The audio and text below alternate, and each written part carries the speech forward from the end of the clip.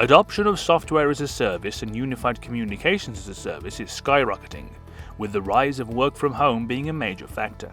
Companies without unified communication services had to quickly spin up SaaS licenses with little planning or oversight, resulting in oversized invoices and significant levels of waste.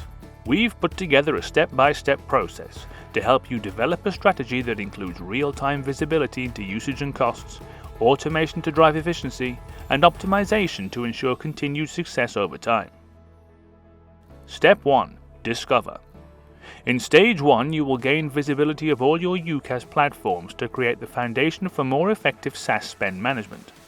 Ask yourself, how widespread are each solution's installments? Which systems are used the most? Has a platform been abandoned along the way?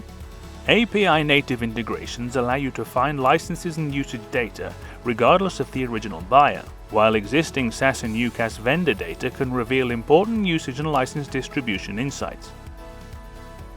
To learn every step of the process, visit Calero.com.